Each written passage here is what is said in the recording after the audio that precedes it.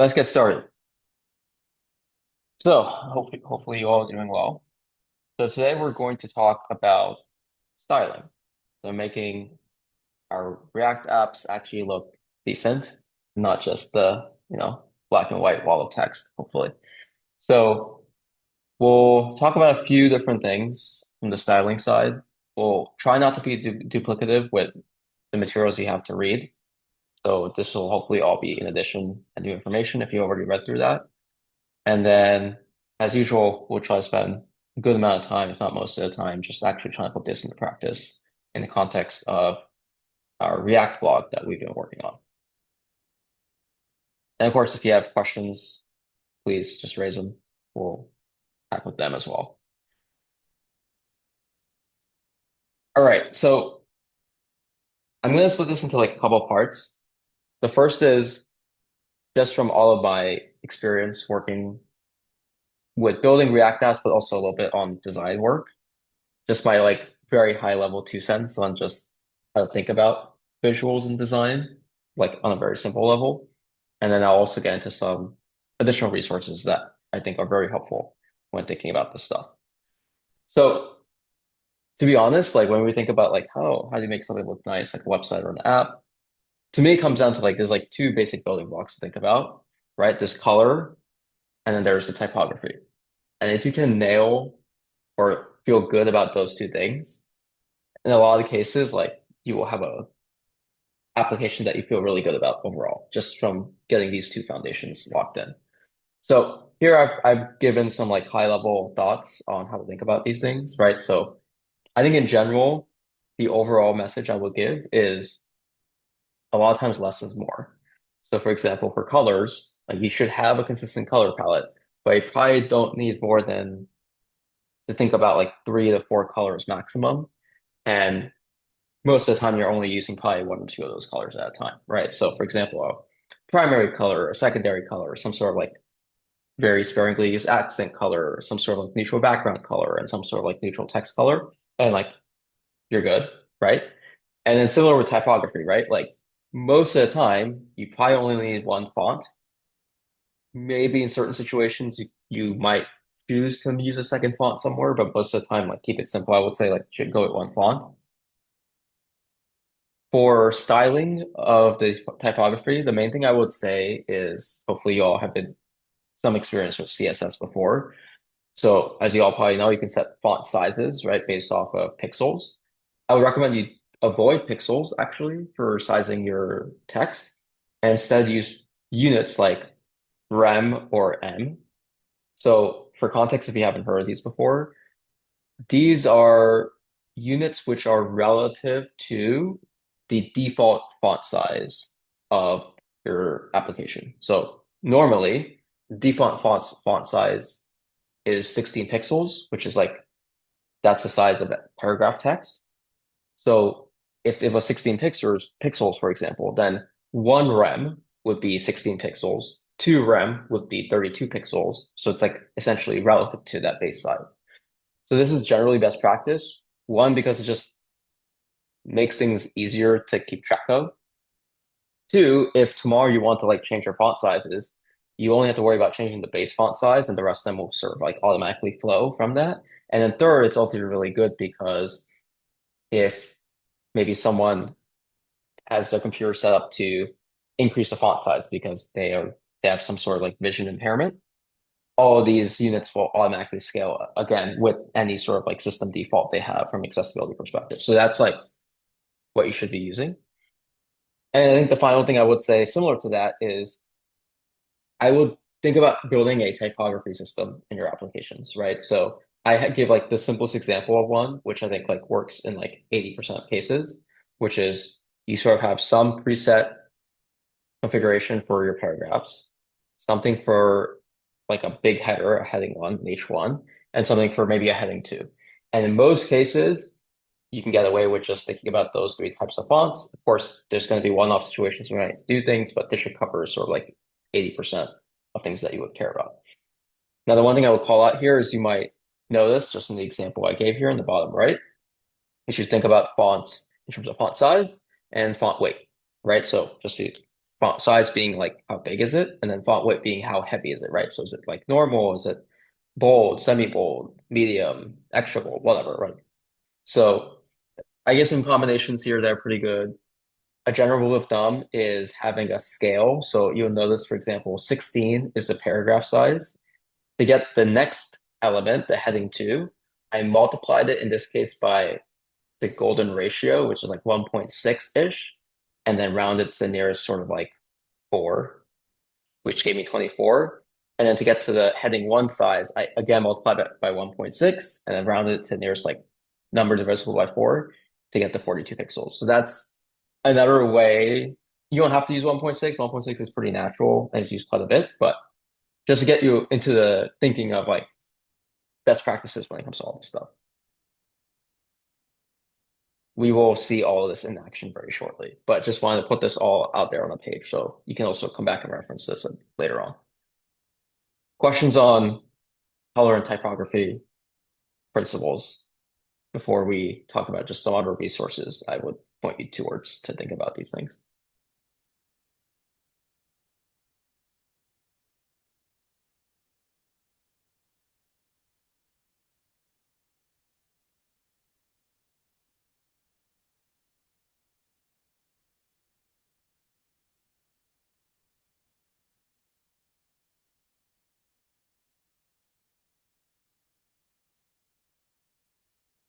All right, let's keep going.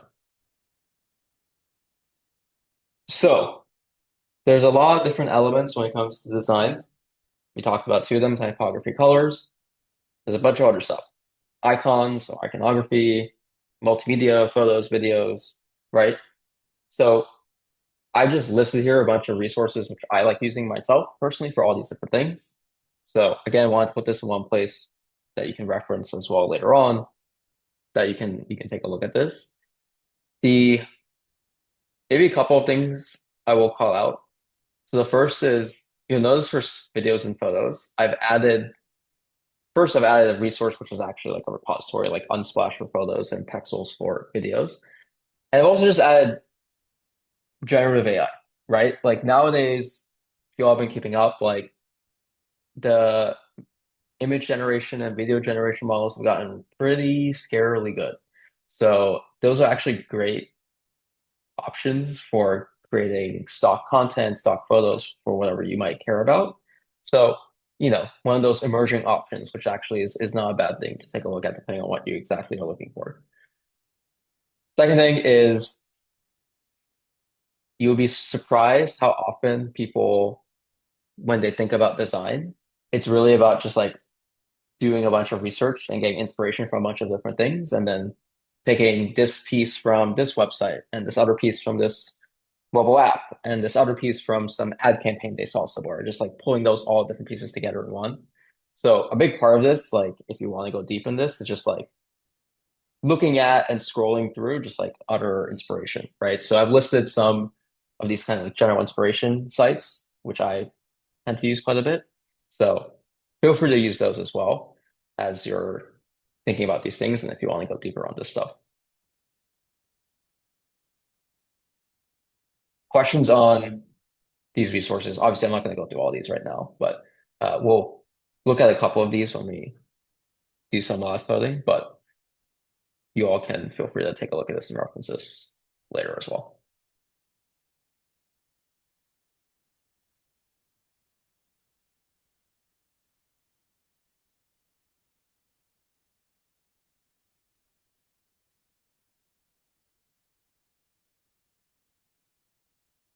Okay.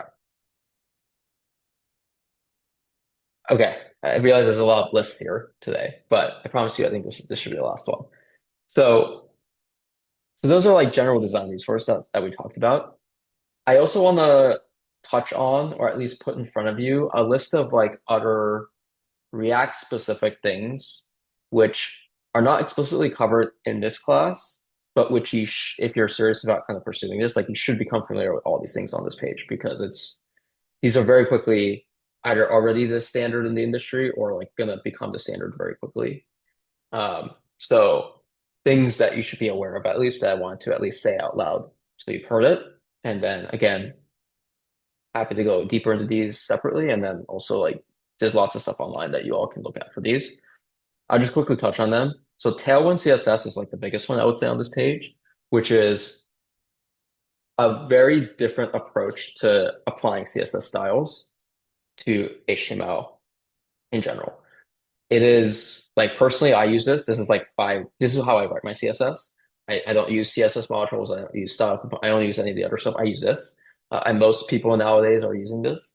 So it's a little bit of a different model for using CSS. It's essentially there's a bunch of pre-baked classes essentially that the library gives you that correspond to specific lines of CSS, and then directly just in your JSX in the class names, you just list out the utilities that you need at any given time. So you don't ever actually like sit there and write CSS directly. Again, something happy to talk about that more, but something I would definitely get familiar with. There's another related tool called CLSX, which is if you're having all these class names that you have to manage, let's say in Tailwind, then you might need to like conditionally apply certain class like styles, right? And so that's just the utility for that. Kind of goes hand in hand. Then there's a couple other ones. There's something called Shad Stand UI, which is kind of these customizable components that exist, which has very quickly picked up steam in the industry. And then which sort of like goes on top of all these ideas. And then if you ever want to do fancy animations on your website, interaction animations, either Framer Motion, now called Motion, or GSAP are sort of the gold standard libraries to use for JavaScript, and they work very well. Especially Motion works extremely well with React. So again, we're not like going to dive super deep into these right now, but I just want to put these all out there because these are things that you should at least know and say like you've heard of these things as you go forward in React.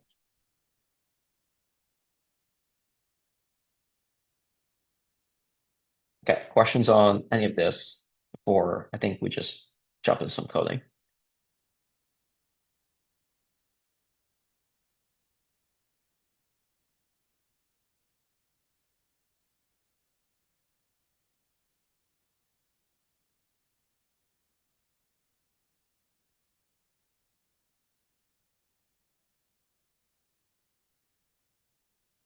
Okay.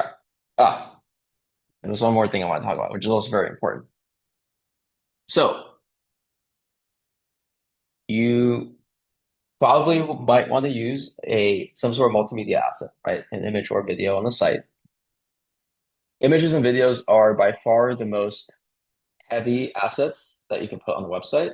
And so it's really important to think about optimizing those assets before you start putting them on the web because they use a lot of network, bandwidth, they might take a long time to load, people might be on slow internet. Like I know we talked about all this stuff last week in terms of just network requests and things like that. So treat this sort of in a similar vein, right? So and now it's like super easy actually to think about optimizing your assets. So I kind of put here the first thing is just like you got to pick the right file format. I would say by default nowadays the best performance ones are for image is called the WebP format. And then for video, there's a corresponding one called WebM. So these are by far, I think, the best in terms of from a like, it's always a balance between the quality of your asset and the size it takes.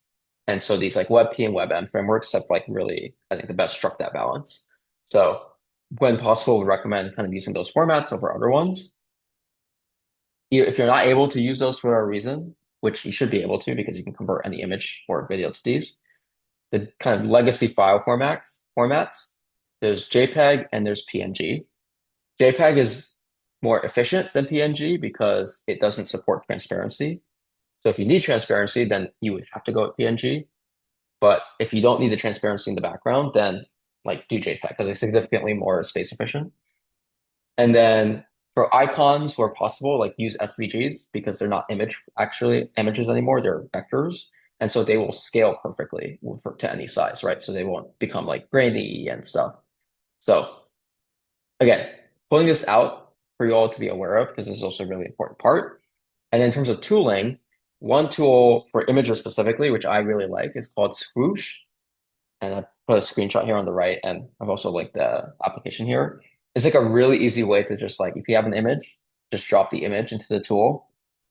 and it's just like a web app, and then it will do optimizations in the background, including doing things like converting to WebP and things like that, applying some compression, and you can have I've seen like crazy results, right? Like for example, in the screenshot I have on the right, like just by de the default settings drops the size of the image by 50%, right? So I've seen it do crazy things like drop things by like 90%, right? So it might seem simple, but like these are also really important things to think about when, especially when you're using these kind of assets.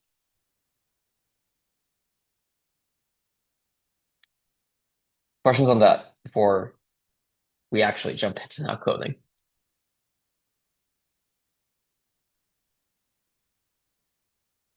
I have a question regarding the design of website, and also choosing a color is really difficult for me, like how the website should look like and also the color to pick. It's before that when I wanted to code my portfolio, it was really difficult thing to choose and what size or maybe color I need to choose. Yeah. Yeah, no, this is a good point. I think there's always like the joke, right, where you just like spend so much time thinking about like what color you should use. So I would just point you back to this list from earlier. For so I would say like generally speaking, and maybe you missed this when I said this earlier, but a lot of times the design process is a process of like looking around at what other people have done and then like taking bits and pieces from different people's work and sort of combining them into your own work, right? So like you might like for example, you might say like, oh, I really want like for example, for me, my favorite color is yellow, right? So I might go around and be like there's like a bazillion shades of yellow I could theoretically use, right, on this website. And also like how should I think about using yellow? Because yellow is a very specific kind of strong color if used right in the right way. And so you have to be a little bit careful about how you use that color. And so some of it is just let me just look around at websites. And if I notice websites which are using yellow in some way, which I actually found like really tasteful, I'm going to take a mental note of that, right? And be like, oh, that's an interesting way to use yellow, right? Like, oh, maybe this shade of yellow is better for this versus this or that. So some of it's just like collecting those dots.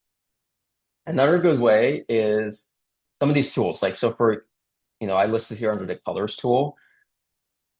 Coolers is not is like I can show you what both these tools look like, and we'll definitely look at the Tailwind color palette here. But there are some sort of like sites like this which can help generate color palettes. So those can also be helpful. Thank you. Hmm.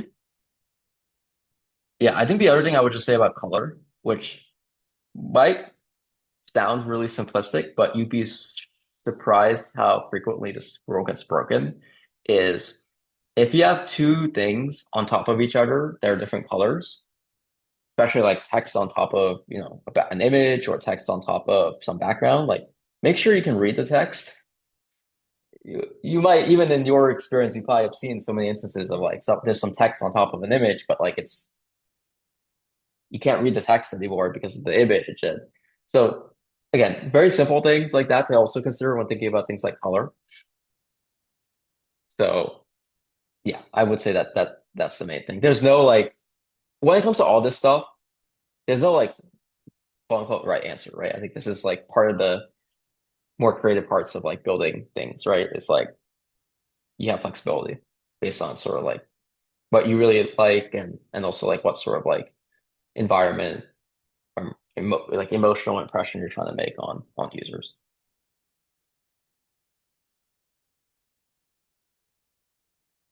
Any other questions before we just jump into trying to do some of the stuff?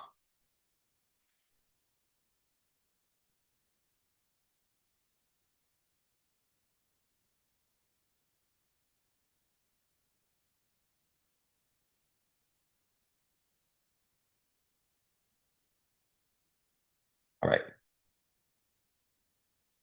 So let's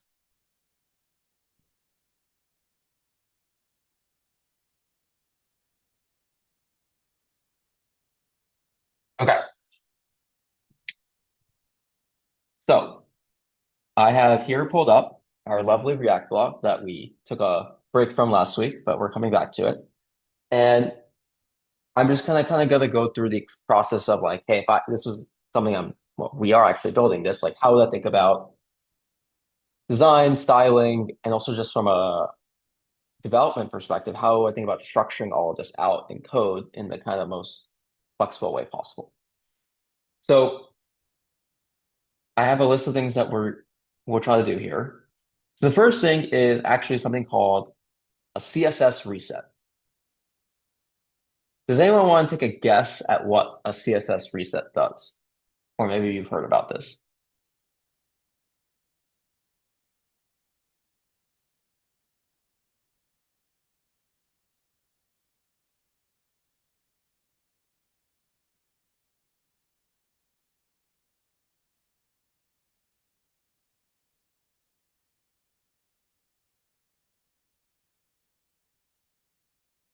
Any guesses for a CSS reset? Mm, I don't know, but uh, maybe the reset word to apply the style that like override the another style that we applied in the page. Yeah, so that's exactly on the right track. So I think the one thing I will change from what you just said is going to override styles that the browser will set as a default. So it turns out that every browser, right, like Google Chrome, Firefox, Safari, Microsoft Edge, the browser I use here called Min, like all these browsers can apply will have behind the scenes a default style sheet that they apply to all websites. And every browser does it a little bit differently. And so the purpose of the CSS reset is just be like, listen, let's just wipe out all those defaults in the browser so that we don't get any unexpected also behavior coming about on different browsers. So this is generally a good practice, I would say, because you just start truly from scratch and you have to worry about some like weird browser specific decision that someone made somewhere that you don't agree with from a style perspective, right? So I have linked this also in the agenda page that I send every week. But I linked to just one example of a CSS reset here from someone called Josh, who's decently well known in the React community. So he created this reset. I took a look at it, looks pretty decent. So you can literally just, yeah, I mean, you can take a look at here. It's pretty simple stuff, right? It's just like set the box size to the border box to make sure like margin and padding works as expected. Clear out every default margin that's set by the browser, set some defaults on images and fonts and overflow, just some like sensible defaults, I would say, right? Which are reasonable. And it's really easy to do because they have this nice copy button. So I'm just going to copy it. And then I'm going to go, in this case, into our global CSS file, which is, in this case, index.css. And to start, I'm just going to paste it up top, and then we'll kind of get to the rest of it below. So I'm just also going to add a comment here, set CSS preset. Okay. So by default, that doesn't really change anything for us visually from what we can see, which is a good thing, which is either because one, we like, I guess when I was briefly doing some styles a few weeks ago on this, I overrode some of these already appropriately, or like Min has a reasonable default style sheet set. But in any case, it's like good to do this at the beginning. So easy peasy, copy paste. We apply the CSS reset. All right. So the next thing I want to do is I'm going to set up the typography system that we have here. So again, generally speaking, with the typography system, you typography and color systems, those ideally should be kind of universal across your app, right? So we can just throw them into our global CSS file and it will just automatically apply everywhere, which is what we would want. So for typography, for example, right? Like I'm just going to go down below the reset and I'm going to create something here that says like our typography system, right? And so like what would I do here? I would say, well, first, I'm just gonna honestly going to use the example I had given earlier. But like, okay, H1s. I want an H1 to have a font size of, now remember, I had said 42 pixels is what I said earlier, which is based on calculating using that 1.6 scale factor I'd used on the default. So, but because I said we want to use the rem units, I'm not going to type in 42 pixels. I'm going to type in, I think what would be, let's just do math here. 1.6 times 1.6, which is 2.56. So I'm just going to call it 2.5 rem. So I want it to be 2.5 times the size of the default body text. And we can add a font weight here too. I think I had to put bold. We can try it and see. I'm also just going to add the H2. I would add a font size. This would be 1.6 rem.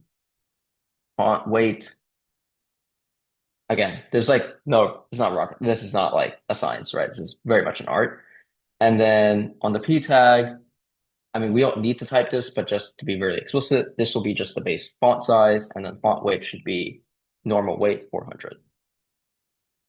So again, this shouldn't be complicated, but just want to show you like this is how I would go about setting up sort of this system and set it up once here, and then these should be universal across the entire app, ideally. And I'm going to actually get rid of some of the old styling I did earlier so that these start to come through, hopefully. Okay, so there's a minor change there. You probably didn't notice, but questions on the typography system Yeah, before we I go have a color? question. Can we use rem for font size, font weight as well, or no? No. So the like the way I would think about it, right, is what this 1.6 rem is doing is it's saying, for example, like, oh, I know it looks at the base font size, which is set, which will be, again, by default, 16 pixels. And then it just essentially does a multiplication. It says, okay, 1.6 rem would be 1.6 times 16, which is, I think, like 25 pixels technically or something. And then so it essentially we'll spit this out as 25 pixels, right? So it still converts to a pixel value. Font weight, that's just not the unit that you use, right? This font weight can only be like 1, 2, 3, 4, 5, 6, 7, 8, 900, right? The defined value. So you have to just give it one of those values. Okay. Mhm. But you bring up a good point. Wherever you have wherever you would normally use a pixel value, you can swap that with like using a rem unit instead. So that can be outside of the font size, right? So you might set the width of something, right? Like normally you might set like a width to like 1200 pixels. You could set that theoretically using rem as well. I don't think you would ever want to do it for like physical dimensions like that, but there might be some situations where you do want to apply that, right?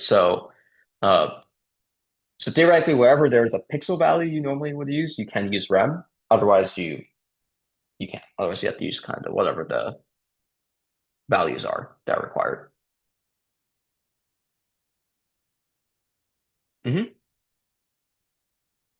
Okay, so that's typography. I think the only other thing I would say that to think about playing around with potentially is things like line height. It's like there's line height and then there's letter spacing, right? So line height is if you have multiple lines of text, what's the spacing between the lines of text versus letter spacing is when you have individual letters next to each other, characters, like how close are they together, right? So there's some general rules of thumb for that as well. So for example, if I were to open up one of these or any of these, right? Typically when you have this body text like down here, right? Like this content for this article, generally with smaller text, it turns out there's like a lot of research you can go look at for this. You want larger spacing. You don't want the lines to be too close to each other because it's more difficult to scan and read. So if I were actually go here, like on the paragraph tag, I would probably bump the line height to maybe like a 1.2 maybe or something like that. Okay, which is already actually looks like the default maybe was already a bit higher. So like maybe a 1.5 or like a 1.6. Yeah, something like that. And you can even see this, right? Like if I let me just make this a little bit shorter. And like, let's say if I were to make like line height, and by the way, this is like a multiplier, right? So like one is 100%, 1.6 is like 160%. So that's how CSS does it. The like, if I were to set to like 100%, you can see it's like everything's pretty tight, right? Which you can read here, but it it is a little bit difficult to read versus if I space this out a little bit, this becomes a lot more comfortable on the eyes to read. So something to think about a little bit. As I said, the other thing is like letter spacing. So again, generally with smaller fonts, you maybe want to increase the letter spacing a little bit. And then for like your large H1s, a lot of times you actually like shrink the letter spacing a little bit. It ends up thinning out better. So again, just saying these so you've heard them. You can go very deep into these things, but just like simple things to keep in mind. Okay, so that's typography. Now let's talk about colors. So colors are, I had mentioned sort of like there's probably like you get away with probably a small number of colors, right? You get away with maybe a primary color, secondary color, uh, like specific accent color, and then maybe you might need like a neutral background and a neutral text color, depending on what you're looking for. So let's set those up. Now, the way I would like to set them up here is I want to use CSS variables. So I'll just show you how this works. So typically you define a CSS variable in the root, and then here I would just declare variables. So for example, I might say I want primary color to be yellow because it's my favorite color, of course, right? I might say the background color, I might want to be white, and the text color, black. And maybe I might have a text secondary color to be gray, right? So I might sit here and like define these variables. Now, the reason I define these as variables is now I can reuse these variables in different styles. And if I ever want to change these in the future, I'd have to change this value of the variable. So now the way I would just use this is I might say, for example, if I'm being really egregious about this, I might say, I want all of my H1s to have the primary color as their color, which I would not normally do, but just for the sake of demonstration, I might say, I want the text color or the color to be, and the way the syntax works is I just wrap this with var or var, and I just type in the variables. So then I would just go here and say, yeah, let's use the primary color. So then that sets, and you can see it on the screen. Now all my H1s are yellow. But let's say tomorrow I say I want it to be yellow, I want it to be orange. Okay, now everything's orange, right? Now I only need to worry about changing it in one place and it propagates everywhere, which just makes it very flexible and useful. So again, you can set these kind of small set of color palettes up and then kind of use these in whatever styles you want, right? So background color, the text color, colors of buttons, outlines, borders, whatever, right? And you can kind of reference the same set of colors without having to worry about like remembering like what's the exact color of this thing, like what was the orange? Like was it like what values did it have, etc. You can just like define it once and use it wherever you want.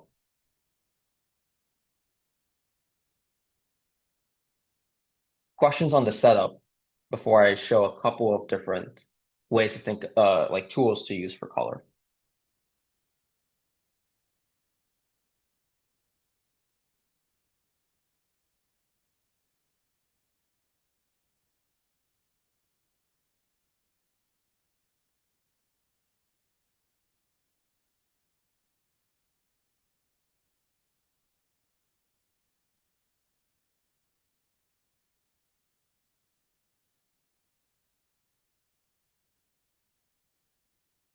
Okay, so just referencing a couple of the color tools I just wanted to talk about. So one of them, which is I don't have pulled up here, is called coolers. Let's sure accept cookies. Okay, the generator. This is like a really cool way just to like very quickly, if you have no idea what color you want, you can just start generating palettes. So you can see here, for example, it, like generate a palette for me, just 5 colors. That's cool. But Like let's say I don't know. I can just hit spacebar and like every time I hit spacebar, it just like generates a different color palette, right? And let's say I, click around a little bit and I see, let's see, do I find something? Okay, let's say I like actually kind of like this purple.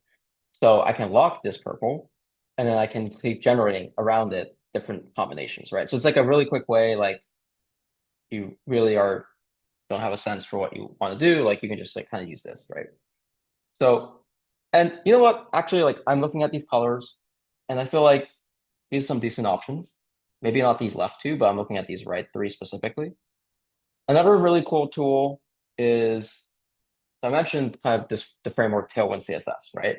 So outside of the actual framework itself, it comes with this set of colors, which are like built into the system. But of course, these are just a color palette that you can just look at and you can start picking out some of these colors to use, right? You can see this like a whole slew of different colors and then at these different sort of values like 50, 100, 200, 300, 400, etc., going from like light to dark.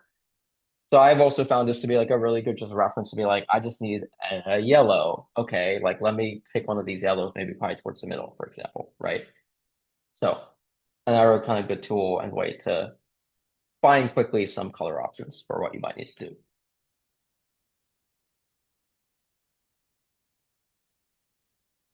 So I'm going to actually take this hex. I like this actually as a bit of an accent color. So I'm just going to call it accent color and just paste this hex in. And then it's kind of interesting. Use it sparingly. And then generally for kind of neutral colors, I like using this neutral set from Tailwind. So then there's all these different colors you can use. So for example, for a background, it's nice to go a little bit off-white actually. So maybe I like, just gonna pick maybe this one and I can say this is like F5. Okay, so this is the background color. So I'll swap it for like this like off-white. And then maybe for text, I pick one of these, the dark ones. So like this one. And then for secondary, which will be some kind of gray, maybe I'll pick this one. Right. I'm just picking colors right now, right? There's no, again, there's no science behind this. It's just based off of, okay, I've done this for a little bit. These are generally colors, the types of colors I would pick. Okay, so now if I was actually doing this, I would probably go here and say on the body, I probably would set the background color to be background color. Okay, there you go. My H1, my H2, H3, H4, H5, H6, and P tags. I want all these to be text color. Okay, there you go. Obviously, there's some other stuff happening here. I'll also just add span by default. Okay, there we go. And, again, there's some other stuff we need to probably mess with here a little bit, but you can start to see sort of like us building up these sorts of colors and the system that we're using for the default colors.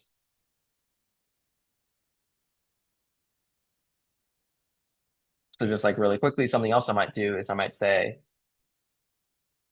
well, we don't have a button here anymore. So, okay, we'll come back to that. But for example, something I actually will probably end up doing is on this search box, right now this outline is just this like default like light blue. What I'll end up doing in a second is I'll swap that, for example, for the accent color. Like that's a great use of the accent color is like an outline for some sort of input element, which is like very sparingly used because this is a pretty bold color, but that's a nice touch, I think, to add a little personality.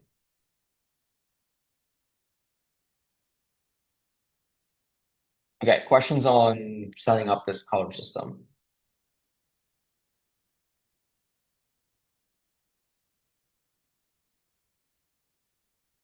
Yeah, so this is a good question in terms of where I'm putting this. So right now, the idea is I'm setting up what should be a universal typography and color system, right? And so because these are designed to be universal, I'm throwing them right now in the index.css file.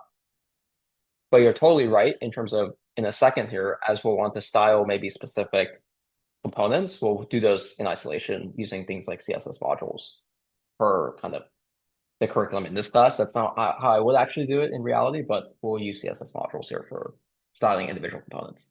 But in general, if you have like global styles, they just want to apply everywhere. Index.css is like a good place to stick all these things in to set it up. And for example, one way this becomes really powerful, right, is I'm setting up, for example, all these colors as CSS variables. These are now defined across the app. Now, even in the other components, if we go into a different CSS file, they will know that these variables exist. So I can just reference these variables now in any part of the application, which is very helpful. Um, so I have a question regarding the color, like primary color, or sometimes we have a secondary color. Where are we supposed to use this color? Because we have different colors. Yeah. Yeah. So like generally how I would think about this, right, is let's just assume like there's sort of let's just keep it simple to like maybe this set of like five colors, right? Which is like, okay, primary color. Primary color is something I would use probably, for example, if you had like a logo or something on the site, like your logo should probably be in your primary color. Maybe if you have like buttons on the site, I would probably set the buttons to use the primary color. So there's like some places I would use the primary color. That should be like your main kind of brand color, right? Is sort of how you think about that. The one we haven't put here yet is a secondary color. This is typically I don't know if there's a light orange. Is there a light orange in CSS by default? Okay, I guess not. That's fine. We'll just set it to orange for now. Typically, the secondary color I would do it is, and maybe I'll just show some examples too here, but just to say that loud. A secondary color is typically considered to be like a lighter shade of the primary color. So that, for example, is used when you have a button, let's say, which is the primary color. And when you hover over it, to show there's some interaction, typically you might change the background color of the button to show like, oh, I see that you're interacting with the button. A lot of times you would switch it to the secondary color then because it's sort of like a variation of the primary color, so a little bit lighter, right? Background color should just be like any like the page background, right? Is where you should use that. The accent colors, as I said, generally accent colors, if you're going to have an accent color, you don't have to, but if you're going to have one, a separate one, it can be a pretty kind of striking bold color, but you should use it very sparingly. So for example, like a candidate for that would be, as I mentioned earlier, like when you click on this input box, the outline here of the input box, like you could set that, for example, to the accent color because that's like a very small part. So it won't like it's not, blaring at you this purple, right? You can also, by the way, a lot of times you don't need to have an extra accent color. You can sort of use the primary color in place of the accent color in these sorts of places instead. It really depends again for what sort of visual language you're going for. And then for text color, just by default, your text should probably just be the default text color. And then you sometimes might have a text secondary, which is I just want like a lighter shade of the color. So actually, for example, here, what I would do, and maybe we'll do this in a second, is I think a lot of these elements are spans. And so I might set these to be secondary color instead. And you'll notice, yeah. So you'll notice, right? Like this is an example where like, the name and dates. It's actually kind of nice that it's a little bit like faded out, right? So it's not like the main piece of text. So that's a place where you would want to use like some sort of like text secondary color. Or like if you have an image, for example, with a caption underneath it, that's another place you probably want to use a sort of like letter or text color. And do we choose like the other colors based on the primary color? It should match the primary color, right? Yeah, I mean, ideally, you should pick the colors to make sure they all work with each other for sure. I would say in most cases, right, again, just to like start at least, like keep it very simple, right? So like the background color should be like I think a neutral color, in my opinion, to start with, like a white or a black or like a gray, something like that, right? I would say the same thing for the text colors, like try to keep them neutral, I would say, for the most part. And then it's really about, the primary color. Hopefully, then you can kind of pick whatever makes sense for what you're doing because they should work with the neutral colors.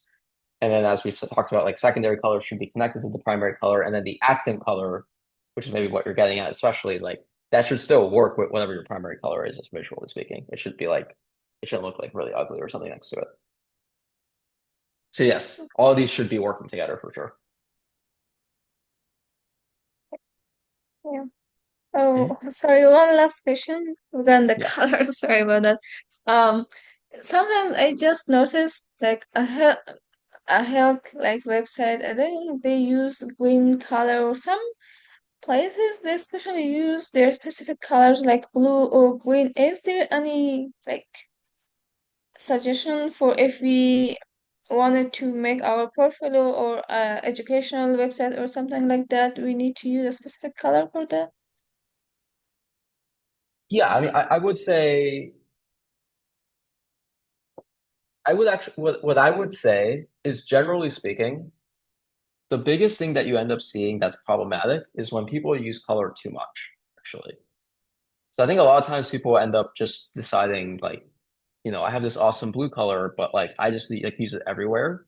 And then pretty quickly it becomes either one tiring to people for people to look at actually without them realizing it, or two, people just don't pay attention anymore to the fact it's blue because it's so commonly used. So if we like take a step back, things like color, things like font size, font weight, things like spacing.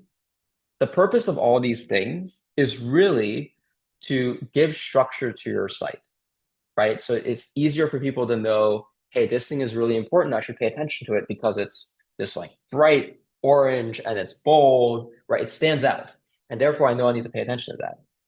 But if like everything on the site was that, like nothing would stand out, right? So it's really all about figuring like using these things. Don't just plaster the whole site with this stuff, right? But use these things as tools to direct people's attention to different parts of the site that you actually want them to look at, right? So this is why, for example, for any sort of button that you want people to click, like that's a great place to use like a primary color or an accent color because like you want that to stand out, right, to people so that they know they can click it or they should click it maybe. So that's how I would think about how do you use these things and how do you selectively kind of use these in the right places. Thank you. It was really useful. Thank you so much. Yeah. Question in the chat. Is it specifically for index because there's also app.css asking because I use both? Yeah. So yeah, technically in because of the way that the Beat app is set up, I think technically speaking, right, index.css is attached to the whole site. App.css is technically attached to the app component, but in this case, the app component is effectively the whole site. So applying the styles in either case sort of get you to the same place. I think from a semantic perspective, index.css is truly like the global style place, I would say. So that is technically the correct place to put it, but you can because of the way that Vite structures this stuff for you by default, you can get away with putting in app.css. Now I will say, if you go to other React frameworks, it's not set up exactly the same way. So there might be like a single true global CSS file to think about. So you're fine with just using both of them. Like you'll be fine because of the way it's set up here. Yeah, and just to be super like crisp about it, right? Like if I were to look at the files here, like the main difference is index.css is attached to, I think it should be attached to this index.html, or maybe it's in, yeah, here we go. Yeah, okay. So the way this happens, right, is if you just like look through this, index.html, which is like the actual HTML page, which is spun up. This loads in the main.jsx component. The main.jsx component is where this index.css comes. So it's really at the root of the entire website.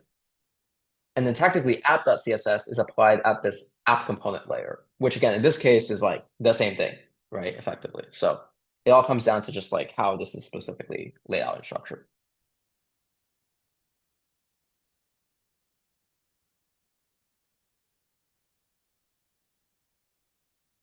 Okay, let's get to at least doing a little bit more styling, I think, for some of these other components. So, and let's actually use maybe the CSS modules that you all are supposed to learn about in this session.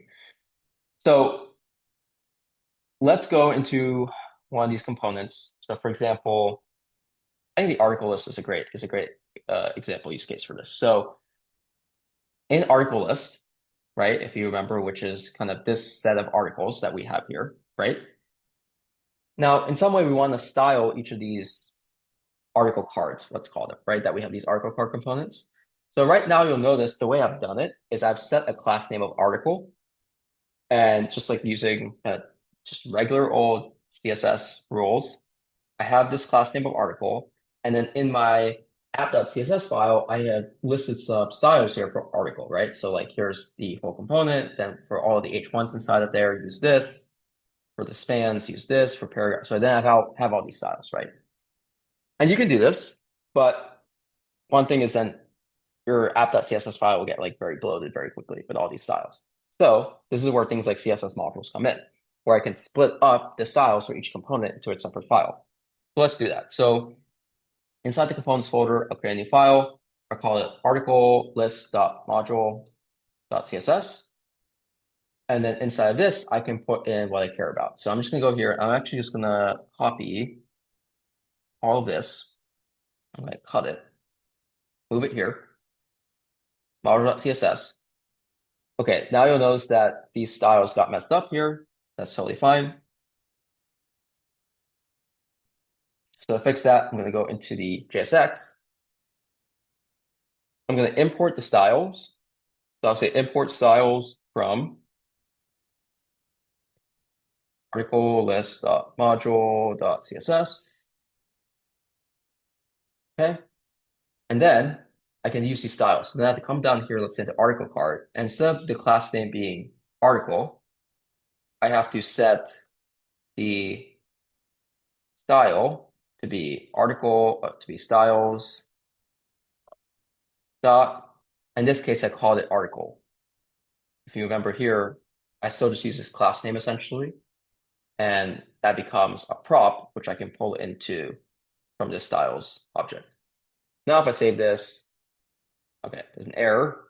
See what the error is. The style spot, do, do, do, do.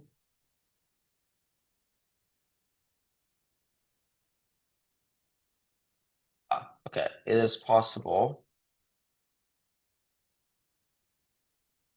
Okay, there we go. I think that fixed it. Okay, so yes, so you have to still use class name, not style. Yep, so just make sure that worked. So you use class name, use style as an article, and you essentially get back the same thing, right? You have the styles being applied as expected. Now, what I'm going to go do is I had applied some old styles to some of this stuff. So I'm going to remove some of these so that we get the default styles coming through. So for example, like font size for the H1, we set that elsewhere. We don't need that. So this is what it's become now. You might argue maybe you want to tweak that a little bit in the global styles, but now that's what's coming through. Everything else here is fine because it's mainly spacing stuff. That's totally fine. But now we have scoped the styles to just this component, which is hopefully seems very reactive to you, right? We're scoping things to components and can adjust things in that scope.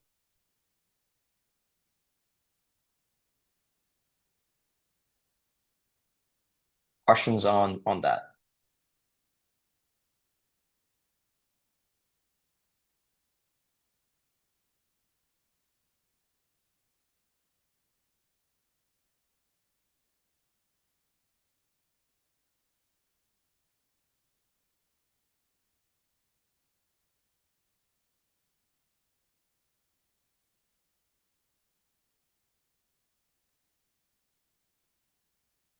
Okay, last thing I'm going to do, because I said I would do it, is this whole thing happening at the top right now is very messed up from a style perspective. So let's just fix that.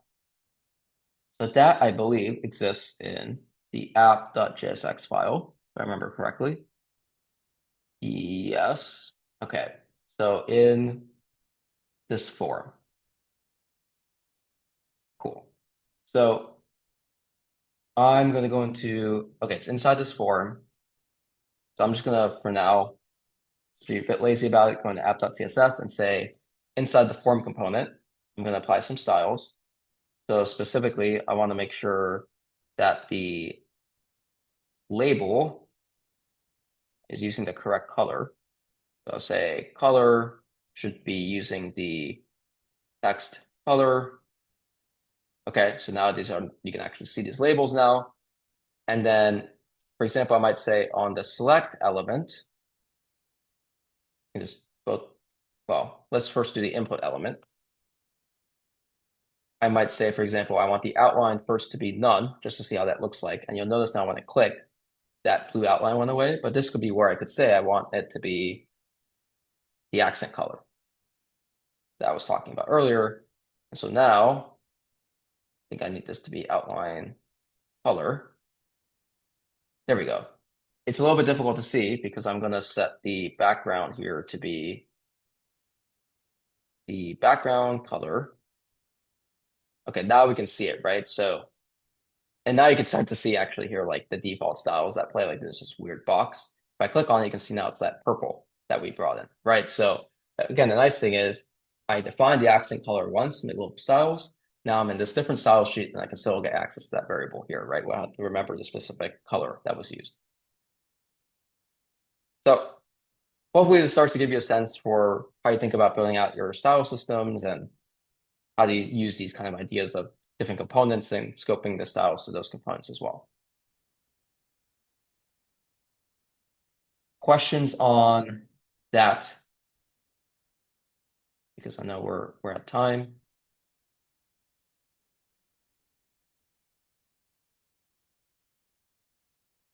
Um, I only have a question about line height. Okay. Do is there any like standard for using it, or just keep it a bit for a smaller, a bit far away, or for bigger, or for hidden? It needs to be close to each other. Yeah. Yeah, so the general rule of thumb is if you have smaller text, like for example, these paragraph kind of size text, having a line height that's actually a little bit bigger, like a 1.5 or 1.6, is a good idea because it makes it a little bit more legible. So that would be the one thing.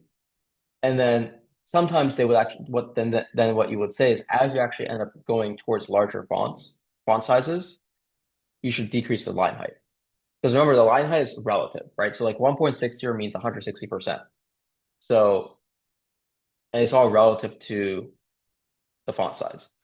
So if you were to get, for example, this H1 tag at what's essentially pretty much 42 pixels, I would definitely not use this line height 1.6. I would use like I can just show you, right? For example, like I can squish this. So you can see right now there's a certain line height that's being applied right here. So I don't know what that line height is. I'm assuming it's this default 1.5. Yeah, so you can see like the old styles had set, like I'm just gonna remove some of these default styles, but you can see, which remove a lot of these default styles, the default style of 1.5 line height applied to this H1, in my opinion, does not look very good. It looks too spaced out to me. So what I would do is I would go here to this H1 and set line height to be something close to like a 1.1 probably. And now you can see, to me, this looks better and is actually more legible than like the larger line height for this Yeah. large text. Thank you. Yeah. So again, generally I would say smaller font sizes do a larger line height, and then for larger fonts, I would do a smaller line height. And I would actually say the same thing also for letter spacing, which is like the space right between the letters. Generally speaking, it's nicer to go a little bit larger, like a little bit larger. You have to be, letter spacing you have to be a little bit worried about, careful about. You have to only kind of move it a little bit larger for smaller fonts, and a little bit smaller for, sorry, a little bit larger for smaller fonts, and a little bit smaller letter spacing, tighter for larger fonts as well.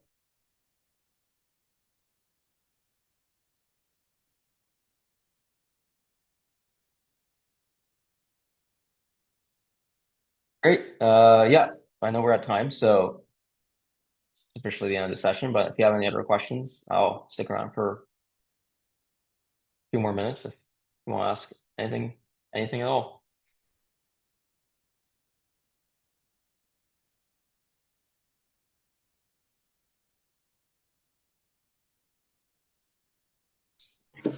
Could you explain style the component with props? Yeah. So here's my opinion on style components. So I know it is part of the curriculum, but I actually would strongly recommend you do not use style components because actually, as of a few weeks ago, that library has been deprecated like entirely. So like they've stopped maintaining the library.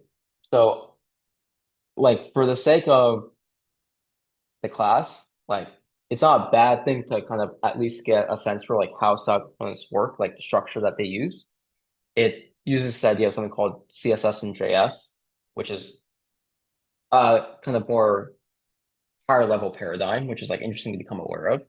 But style components themselves, I actually like would not recommend. I actually would actively recommend you do not use that actually in applications in the future because even the developers of that library will tell you that now because they've stopped maintaining the library. So I would say like read about it, learn about it in the context of the class, like understand at a high level how it works, but then like don't worry about actually having to go use it afterwards. Okay, thank you. Yeah.